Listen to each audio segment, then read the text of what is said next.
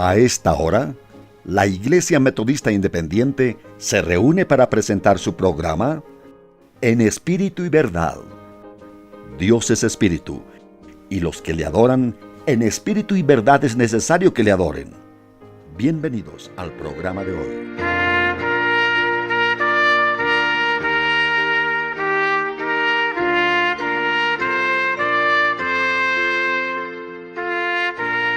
Bueno, el tema que nos convoca esta conferencia es una antigua discusión teológica que tiene como otras posiciones encontradas.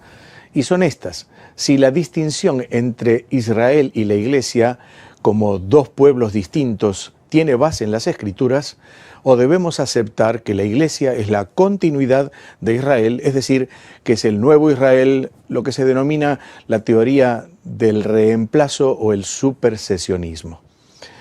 Es hoy en día, queridos hermanos, un tema importante, verdaderamente importante, pues no afecta solo una determinada posición teológica, sino que además incide en varias doctrinas.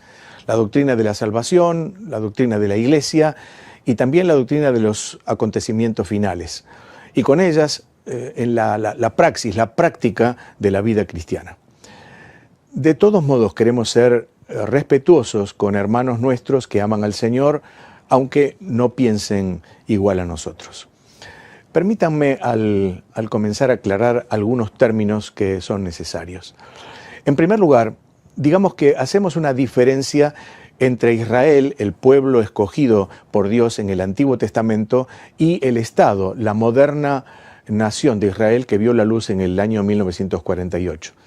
Bueno, no vamos a hacer una valoración política y social de ella, de sus derechos, de sus acciones, de su relacionamiento con los países adversarios que la rodean. Por supuesto, estamos como creyentes en contra de cualquier acto que atente contra la humanidad, sea de un lado o sea del otro. Pero no es nuestro tema. A la luz de la Biblia, queremos hablar de Israel en el sentido étnico, es decir, de la descendencia de Abraham. Y por supuesto, hablamos de la Iglesia verdadera de Cristo, compuesta por todos aquellos que fueron salvos por gracia y por la fe en Jesucristo. Dios ve la humanidad en los términos de 1 Corintios 10, judíos, gentiles y la Iglesia de Dios. La Iglesia de Dios compuesta por judíos y por gentiles creyentes en Cristo. En segundo lugar, para aclarar, es necesario hacer un breve comentario de dos líneas teológicas que tratan el tema que nos convoca. En primer lugar, la teología del pacto, sostenida por las iglesias reformadas de raíz calvinista, y el dispensacionalismo por el otro, que siguen en general el resto de las iglesias evangélicas. La teología del pacto es una vertiente teológica que sostiene que Dios ha tratado a la humanidad con o bajo dos grandes pactos: el pacto de obras con Adán antes de la caída y el pacto de gracia con la raza humana después de la caída. A esto podemos agregar un tercer pacto, que es el pacto de redención establecido en el seno de la Trinidad entre Dios el Padre y Dios el Hijo. Para esta teología no hay dos pueblos, sino solo uno. En otras palabras, la Iglesia es la continuidad de Israel, o la Iglesia reemplaza o sustituye o cumple a Israel en el plan redentor de Dios. Esto último constituye la teoría o la teología del reemplazo, como decíamos, también llamada supersesionismo. Supersesionismo lo que significa justamente es desplazar el lugar de un concepto por otro, en este caso que la Iglesia suplanta o reemplaza a Israel. Hay una variante también que sostiene que el verdadero Israel siempre ha sido la Iglesia, y aún una posición intermedia adoptada por algunas iglesias reformadas que sostienen que Israel y la Iglesia son sencillamente un solo pueblo unidos por el nuevo pacto que anticipa el Antiguo Testamento, pero que se consuma en Cristo en el Nuevo Testamento. Por eso algunos adoptan el nombre de teología del cumplimiento, sosteniendo que la Iglesia es el cumplimiento de Israel en vez de su reemplazo. En cualquiera de ellas, Y esto es importante, el resultado es el mismo. Las promesas y pactos que estableció Dios con la nación de Israel ya no son posesión de esa nación. Dice un escritor, Michael Blash, esto descarta una futura restauración de la nación de Israel con una identidad única, función y propósito. Por otro lado, Loraine Boettner, un pactualista, a su vez dice, puede parecer duro decir que Dios ha terminado con los judíos, pero eso creen. El pensamiento reformado también niega otras verdades bíblicas como la venida de Cristo a buscar a su iglesia, es decir, el arrebatamiento tan claramente expuesto en 1 Corintios capítulo 15 y también en 1 Tesalonicenses capítulo 4, sosteniendo que hay un solo regreso de Jesucristo en gloria. También niega un reino milenial, literal y futuro centrado en Israel, asegurando que el milenio ya está en proceso. Francamente no podemos entender cómo ellos dicen que Satanás está ahora atado, es decir, imposibilitado de actuar. Parece difícil creerlo. Pero además aseguran que el dispensacionalismo, y esto es más grave, predica un plan redentor distinto para Israel y para la iglesia. O sea, que Israel se salvará solo por ser Israel. Claro, con esto habría dos formas de salvación, cosa que la Biblia niega absolutamente. Solo hay una, y conocemos muy bien, en Efesios capítulo 2 y versículo 8 lo dice, por gracia sois salvos por medio de la fe. El dispensacionalismo, por su parte, interpreta la Biblia como sucesivas etapas en la divina y progresiva revelación dispensada a los hombres, sosteniendo que Dios trató en el Antiguo Testamento con Israel hasta la venida de Cristo en humanidad y luego, como resultado del rechazo de Jesús como su rey y como el reino que él quería implementar, Dios comenzó su trato con un nuevo pueblo, es decir, la iglesia compuesta de judíos, de gentiles, que nació en Pentecostés y alcanzará su plenitud en el día de Cristo, cuando Cristo venga por ella. Después Israel volverá a tener una centralidad mundial en los propósitos de Dios para ese pueblo, su pueblo terrenal. Finalmente, aclaramos que no estamos haciendo una defensa del dispensacionalismo, sino la defensa de verdades bíblicas. Las verdades que Dios nos ha dejado en su revelación, eso sí, en la humilde convicción de estar interpretando la palabra de Dios correctamente. Justamente las diferencias entre ambas posturas tienen raíces en la hermenéutica, es decir, el modo de interpretar las Sagradas Escrituras. Recordemos que hermenéutica es el conjunto de normas que se aplican en la tarea exegética, es decir, en el estudio de las palabras bíblicas, a fin de determinar el verdadero significado del texto, tal como fue la intención de los autores humanos al escribir o hablar ante su primera audiencia. Por un lado, el dispensacionalismo sostiene un sistema de interpretación literal, gramático, histórico, es decir, de acuerdo con el sentido normal que el hagiógrafo, es decir, el escritor sagrado, quiso transmitir en el contexto histórico de la época en la cual se habló o se escribió.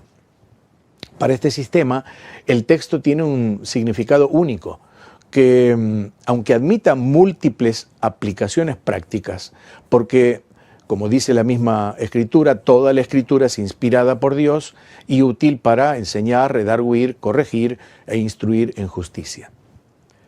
Por el otro lado, la teología del pacto, teología de pactos, sostenida, como decíamos, por las iglesias reformadas, sostienen una hermenéutica que ellos dicen ser literal, viene de la Reforma, etc., pero que en muchos casos se transforma en alegórica o espiritualizante, cuando dan prioridad al Nuevo Testamento para la interpretación del Antiguo. Y entonces así conceden a pasajes del Antiguo Testamento una interpretación que va más allá de lo estrictamente literal, con lo cual un texto puede tener más de una interpretación. Y acá tenemos que coincidir con un autor que dijo que si la Biblia tiene más de un significado, no tiene significado alguno.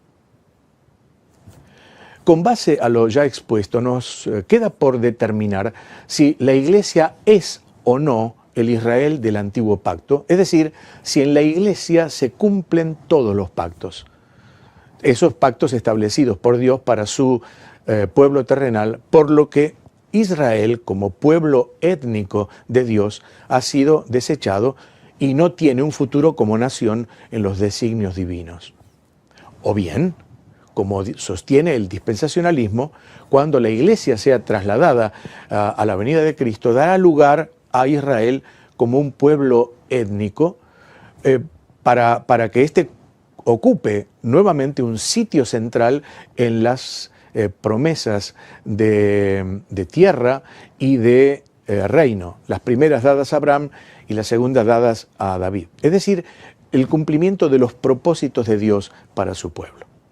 Permítanme ahora entonces abordar algunas consideraciones en la Escritura que nos ayudarán a dilucidar, intentaremos, esta cuestión. En primer lugar, ¿la Biblia habla de un solo pueblo o de dos pueblos distintos? Bueno, Israel como nación nace en Abraham, es su descendencia física. Por lo tanto, un hijo de Israel lo es por ser descendiente de Abraham, por nacimiento natural.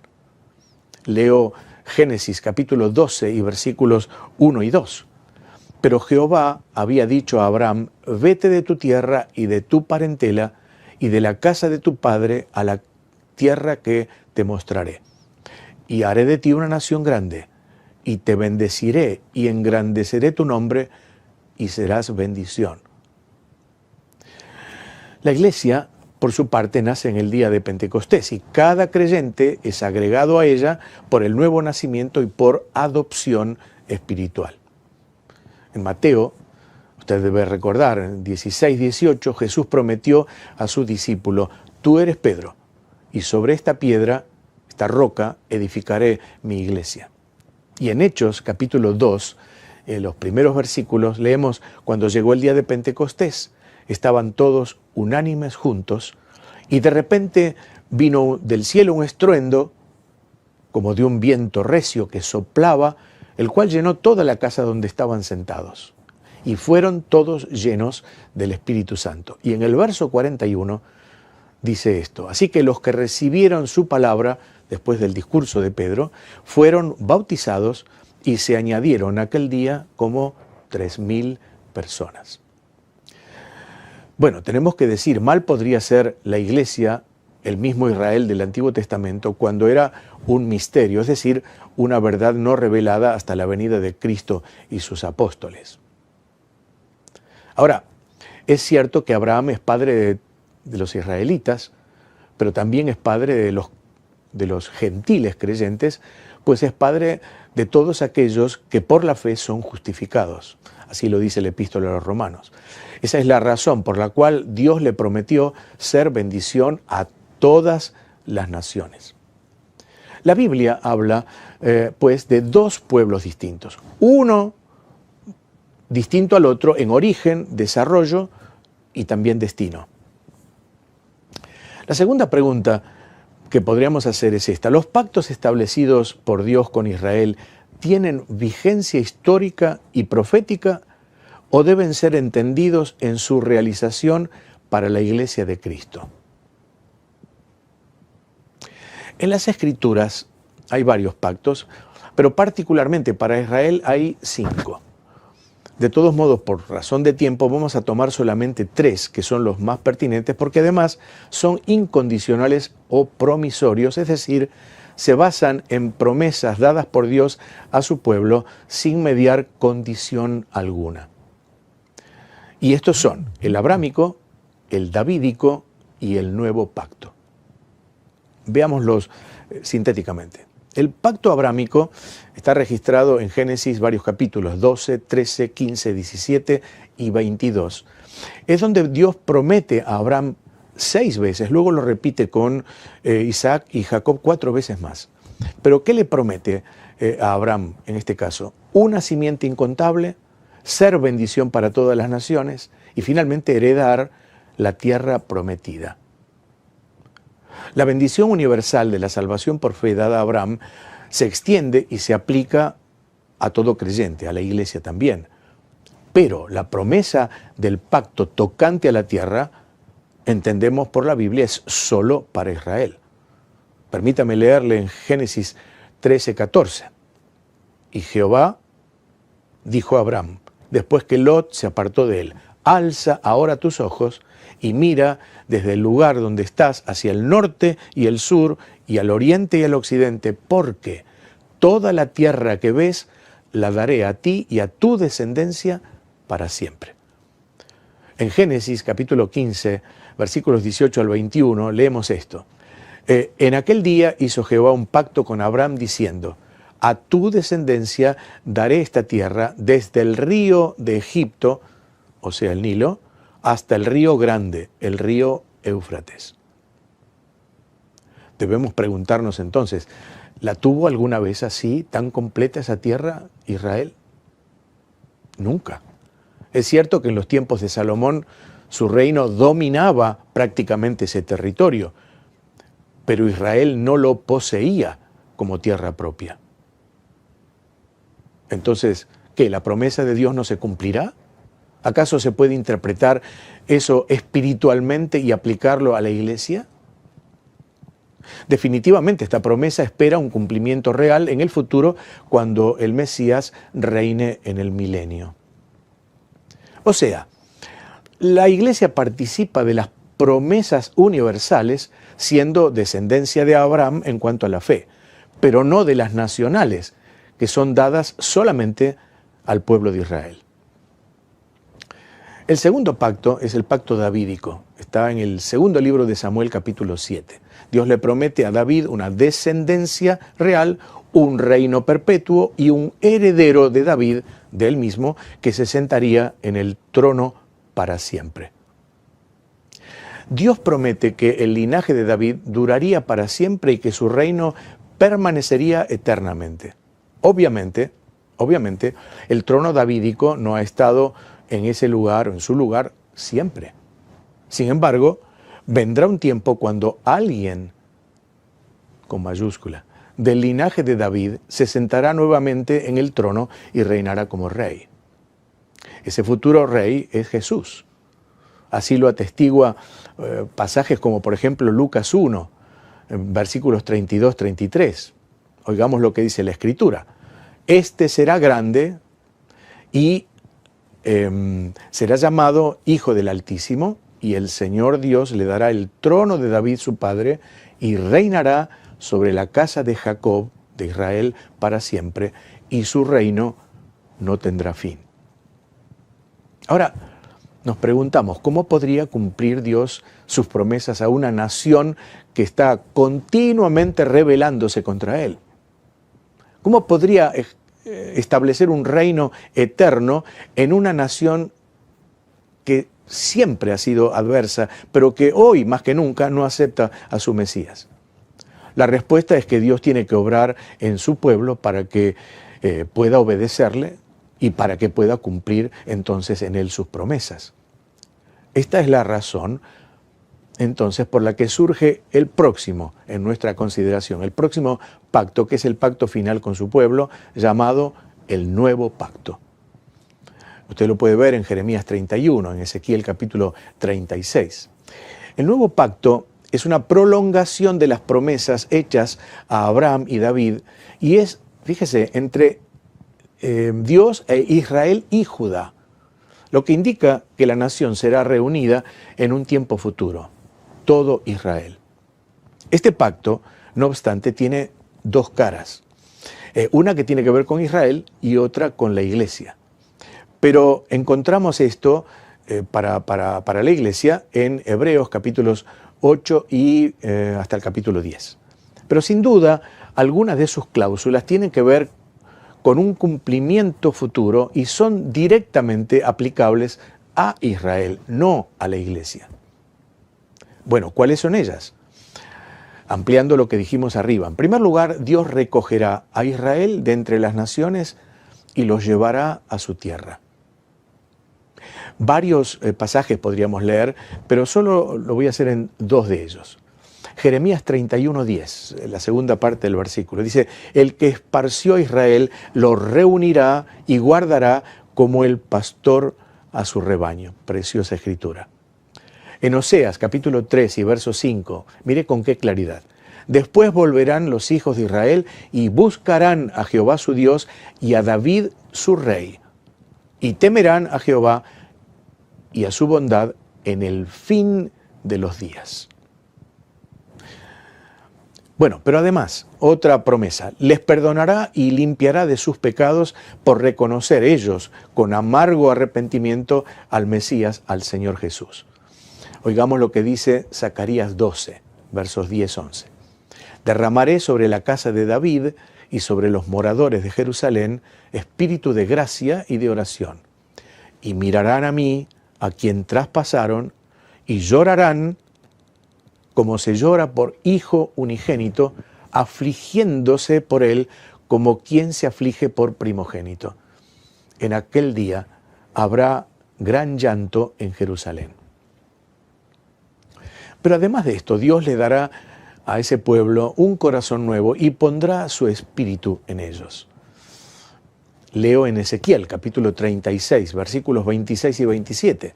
Dice Dios: os daré corazón nuevo y pondré espíritu nuevo dentro de vosotros y quitaré de vuestra carne el corazón de piedra y os daré un corazón de carne. Y pondré dentro de vosotros mi espíritu y haré que andéis en mis estatutos y guardéis mis preceptos y los pongáis por obra. Finalmente, Dios les hará habitar en su tierra como su pueblo y restablecerá su santuario. Bueno, para esto deberíamos leer los capítulos muy interesantes de Ezequiel 40 al 46, la visión del nuevo templo. No da esta oportunidad para hacerlo. Ahora, ¿cuándo será esto? Cuando después de la grande tribulación, la bestia y el falso profeta sean arrojados al lago de fuego, cuando Israel sea juzgado pasando bajo la vara, Ezequiel capítulo 20, del pastor de Israel, el diablo será imposibilitado de actuar, atado, ahí sí, engañando a las naciones, y el Mesías, Jesucristo, el rey del linaje de David, ocupe el trono y establezca su reino de 1000 años de paz y justicia. Entonces surge una nueva pregunta. ¿Estos pactos tienen que ver con Israel en el pasado y en el futuro, como interpreta el dispensacionalismo? ¿O bien la iglesia del Señor ocupa el lugar de Israel y entonces todas estas promesas se deben interpretar espiritualmente, como asegura la teoría reformada del reemplazo? Inclusive para lo que tiene que ver con el llamado pacto progresivo, que no coincide del todo con la teología del pacto ni con el dispensacionalismo, para la cual la iglesia es el Israel renovado.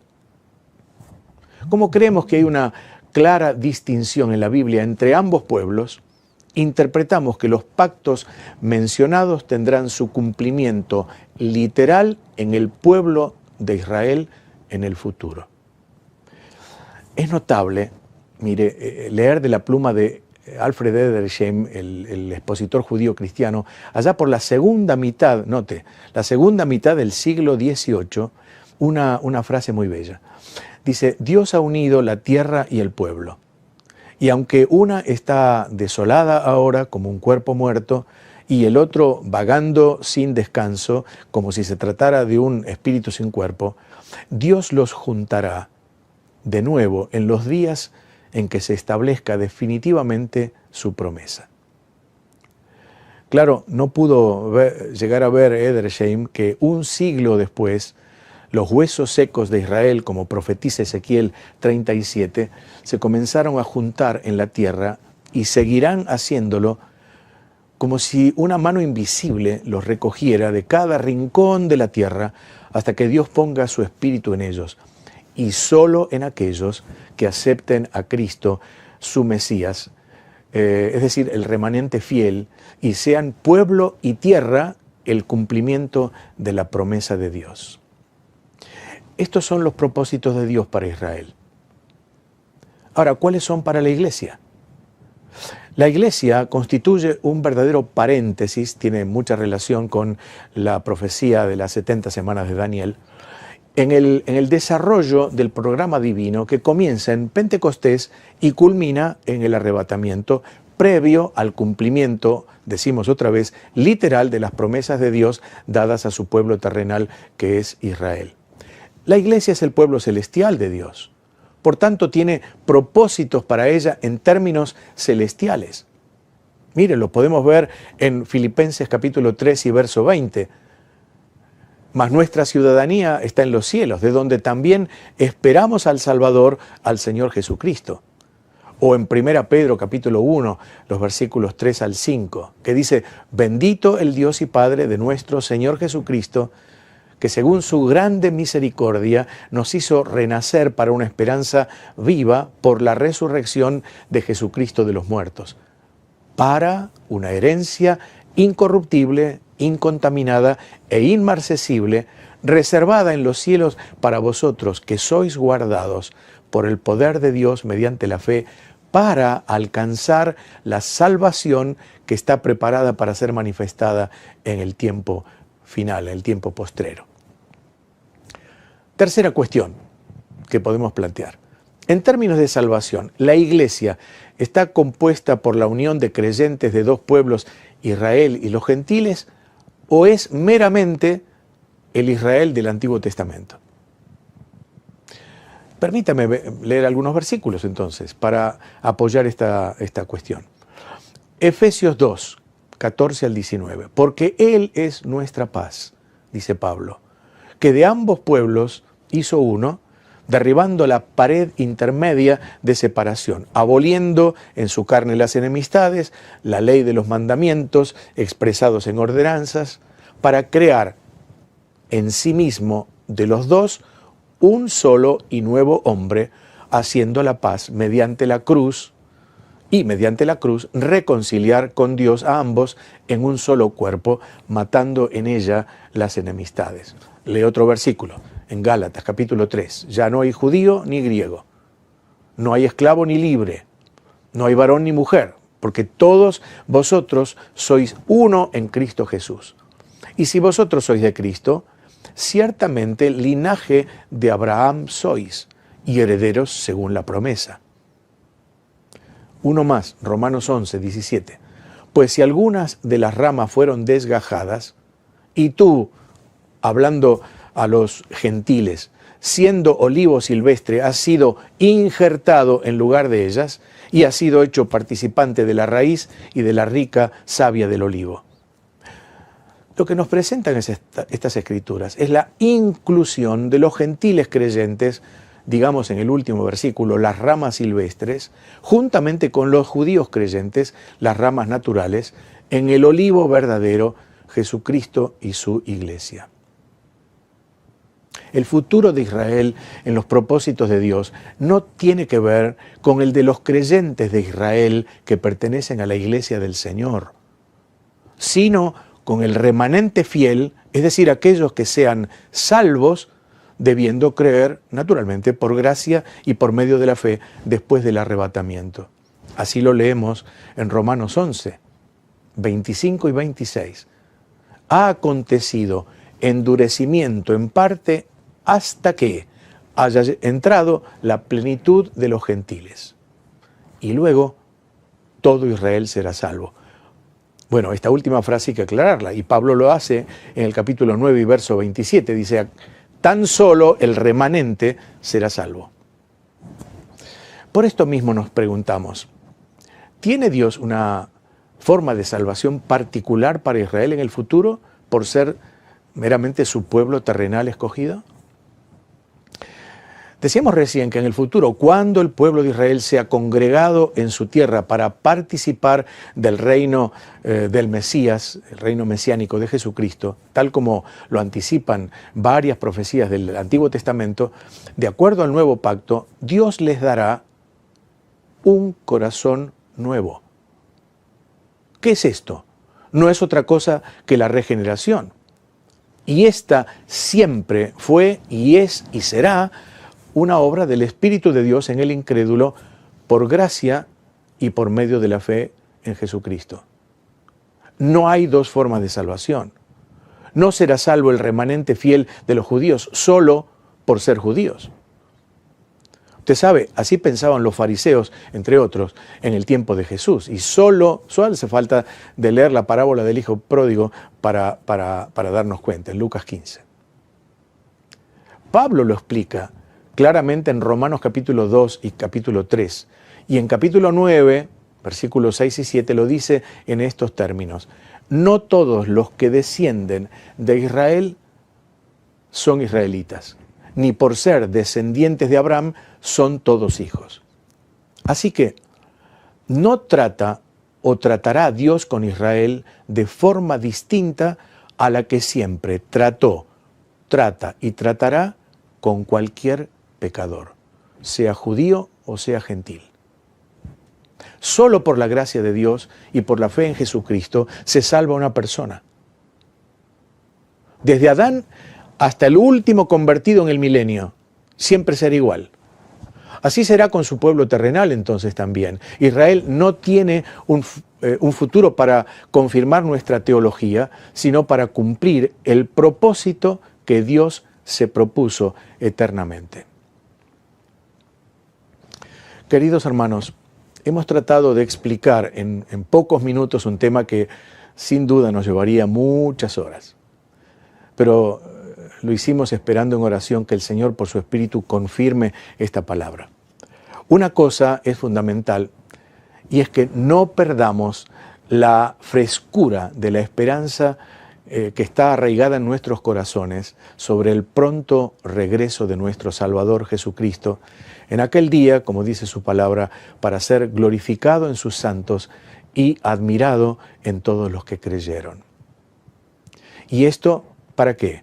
Para llevarnos con Él y para completar los acontecimientos que aguardan a la Iglesia e Israel en el fiel y eterno propósito de Dios. Y no olvidemos que ya en su presencia debemos pasar por el tribunal de las recompensas, porque ambas cosas, la esperanza de su regreso y esto del tribunal de Cristo, serán un aliciente para una vida de obediencia y compromiso en amor hacia nuestro Salvador. Además, también para guardar ese tiempo de 1000 años de paz que será un anticipo del reino eterno de Cristo, en el cual, dice la Biblia, reinaremos con Él conforme a sus promesas. Mientras Israel, la descendencia étnica de Abraham, es y será el pueblo terrenal de Dios para cumplir Isaías 43. Este pueblo he creado para mí, mis alabanzas publicará.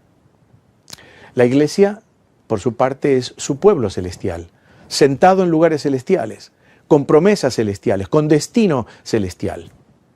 Y entonces vivamos en concordancia con tan sublime llamamiento y recordemos esto, que la meta de la historia no es exactamente o totalmente la salvación del hombre, sino la gloria de Dios.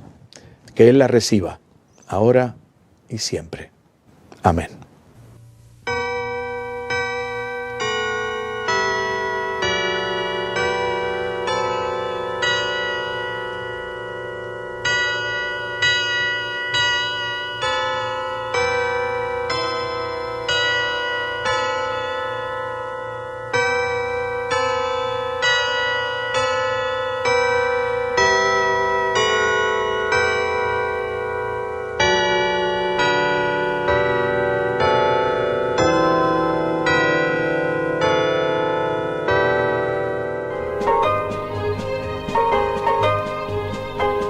Hasta aquí, la Iglesia Metodista Independiente ha presentado en espíritu y verdad.